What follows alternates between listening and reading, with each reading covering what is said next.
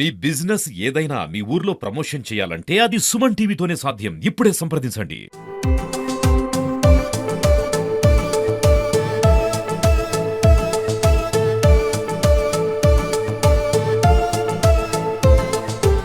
Hi hello నమస్తే welcome to Suman TV సుఖేపై. ప్రాణానికి ప్రాణంగా ప్రేమించిన తన ప్రేమికుడు జ్ఞాపకాలను నెమరు వేసుకుంటూ కన్నీరు మునిరవుతుంది. ఈమెనే భార్గవి. కులహంకార దురహంకారానికి బలైపోయిన ఈ వీర ప్రేమ కథ అర్ధాంతరంగా ముగిసింది. ప్రస్తుతం మనం భార్గవితో మాట్లాడదాం. అసలు భార్గవి బంటికి పరిచయం ఎలా అయింది, ప్రేమికుల రోజును వారు ఎలా సెలబ్రేట్ చేసుకున్నారో వారి మాటల్లోనే అడిగి తెలుసుకుందాం. నమస్తే అమ్మ భార్గవి. అసలు బంటికి నీకు ఎప్పుడు పరిచయం అయింది? నేను స్కూల్ డేస్లో చదువుతున్నప్పుడు పరిచయం అయింది. అది ఎలాగంటే నవీన్ మా అన్నయ్య బంటిని ఇంటికి తీసుకురావడం జరిగింది. ఎట్లా అంటే మాకు ఒక ఇష్యూ అయింది, ఊర్లో ఇష్యూ అయితే బంటి ఇట్లా మాట్లాడతాడు, బంటి ఉంటే ఏం కాదు అన్నట్టుగా బంటిని తీసుకురావడం జరిగింది. అట్లా కొన్ని రోజులకి బంటి నాతో మాట్లాడడం, ఆయన ఒపీనియన్ చెప్పిండు.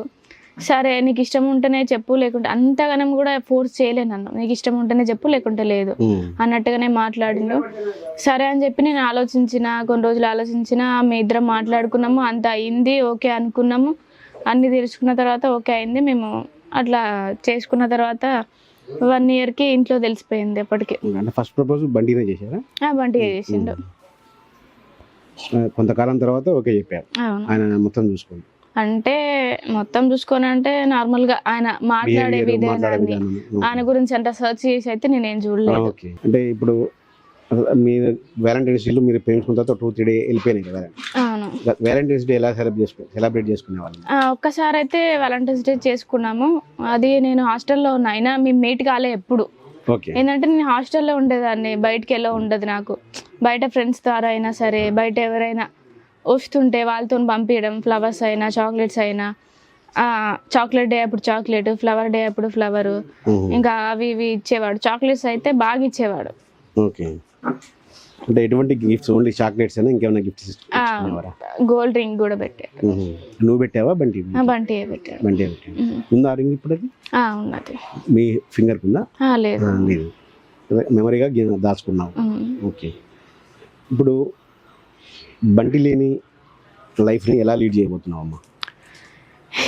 ఇట్లా అవుతుందని చెప్పి నేను ఎక్స్పెక్ట్ చేయలే అసలు. ఈసారి మేము ఎలా చేసుకోవాలని చెప్పి చాలా ఆలోచించిన నేను.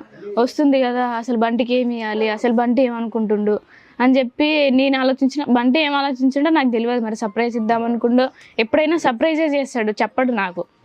అట్లనే నేను కూడా ఏదో ఒకటి చేద్దాం ఈసారి, ఫస్ట్ టైం కదా మేము కలిసి ఉండడం అన్నట్టుగా అన్నీ ప్రిపేర్ అవుతున్నా, ఏం కావాలని చూసుకుంటున్నా, అంతలోనే ఇట్లా అయిపోయింది. ఓకే. సర్ప్రైజ్గా గతంలో ఎటువంటి గిఫ్ట్స్ ఇచ్చారమ్మా మీకు బంటి? బంటి నాకు చాక్లెట్స్ బాగా ఇచ్చేవాడు ఫస్ట్. ఇంకా మనకి బట్టలు అయినా సరే, ఎప్పుడు ఏం అడిగినా షాపింగ్ ఇచ్చాడు. షాపింగ్కి, బర్త్డే ఎప్పుడైనా సరే షాపింగ్ తీసుకెళ్ళేవాడు, ఏదంటే అది ఇచ్చేవాడు. ఐఫోన్ కూడా ఒకటి కొనిచ్చే అని వాళ్ళ ఫ్రెండ్స్ ద్వారా విన్నాము. ఆ రోజు నీకు ఫోన్ కొనిస్తా అని చెప్పి అన్నాడు. బయటికి వెళ్ళే రోజు, ఆ రోజు 26th నేను వచ్చి మళ్ళీ నీకు ఐఫోన్ కొనిస్తా అని చెప్పి బయటికి వెళ్ళిండు. ఇప్పుడు BBA సెకండ్ ఇయర్ చదువుతున్నావు అంటే నీ స్టడీస్ ని కంటిన్యూ చేస్తావా? అసలు నీ లక్ష్యం ఏంటమ్మా జీవితంలో? ఏం సాధించాలనుకుంటున్నావు? స్టడీస్ కంటిన్యూ చేస్తా, ఆపను స్టడీస్ అయితే.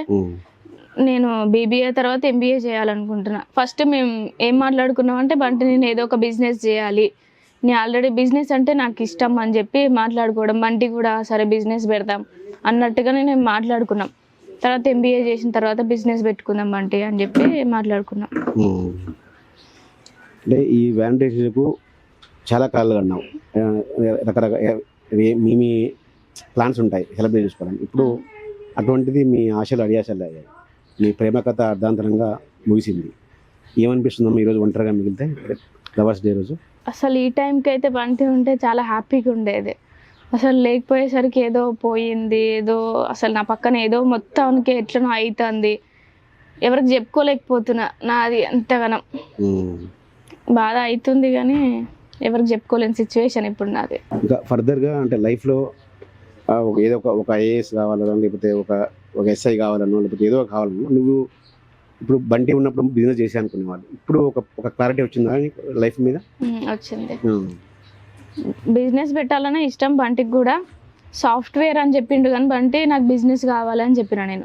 ఏదైనా నేను పెట్టుకొని బిజినెస్ అది సక్సెస్ఫుల్ అయితే ఇంకా చాలా మంచిగా ఉంటుంది మనకే అని చెప్పి మాట్లాడుకున్నాం. ఖచ్చితంగా నేను ఏదో ఒక బిజినెస్ పెట్టాలనే ఉంది నాకు కూడా. ఓకే, అంటే ఏం బిజినెస్ అమ్మా, అంటే ఏదైనా ఉందా మనసులో ఆలోచన? ఇంకా ఏం ప్రిపేర్ కాలేదు, మాట్లాడుకుందాం తర్వాత అన్నట్టుగానే బంటి నేను మాట్లాడుకున్నాం అప్పుడు అసలు ఏం పెట్టాలి ఏందని. అంతలోపే ఇట్లా అయిపోయింది.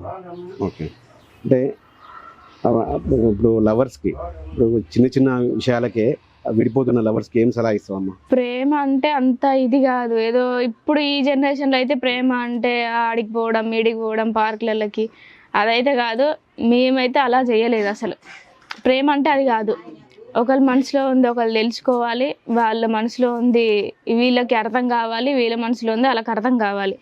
అట్లయితేనే వాళ్ళిద్దరు స్టే చేయగలుగుతారు. అదే ఈమెంది అట్లా చేస్తుంది ఆయన ఏంది అట్లా చేస్తుంది అని మాట్లాడుకున్నా సరే ఏదో అవసరం కోసి అబ్బాయి అమ్మాయి దగ్గరికి వెళ్ళినా అది ప్రేమ కాదు అసలు. అంటే ఏదన్నా మన అంటే మనది లైఫ్లో ప్రూవ్ చేసుకున్న తర్వాత ప్రేమించుకోవాలి. లవ్ చేసుకున్న తర్వాత కూడా ఏంటంటే పేరెంట్స్కి చెప్పాలి. నేను చెప్పినా కానీ మా ఇంట్లో ఒప్పుకోలేదు. కానీ వేరే వాళ్ళు అయినా సరే పేరెంట్స్ ఒప్పుకునేంత వరకు ఆగితే బాగుండు అని చెప్పి నాకు అనిపిస్తుంది. ఓకే, ఇది భార్గవి అయితే ప్రేమికుల రోజు అయితే ఒక సలహా ఇస్తుంది ప్రేమికులకు. ఎవరైనా ప్రేమికులు ఉంటే ఖచ్చితంగా తమ పేరెంట్స్ని ఒప్పించి పెళ్లి చేసుకోండి. ఖచ్చితంగా ఒప్పుకుంటారు. మనం వాళ్ళకి నచ్చజెప్పే విధంగా ఒప్పుకునేలాగా నచ్చజెప్పాలి. ఖచ్చితంగా ఏ పేరెంట్స్ అయినా ఒప్పుకుంటారు, కానీ నాలాగా కాకూడదు ఎవరు. మరోవైపు బంటితో ఈ వచ్చే వ్యాలంటైన్స్ డేకు ఎన్నో ప్లాన్లు వేసుకున్నాము. ఆ ప్లాన్లన్నీ కూడా మాకు తీరకుండానే అర్ధాంతరంగా మా ప్రేమ కథ ముగిసిందంటూ కూడా ఆమె ఒక విషాదమైన స్వరంతో అయితే చెప్తా ఉంది. మరో ఎపిసోడ్తో మరోసారి కలుద్దాం. నమస్తే.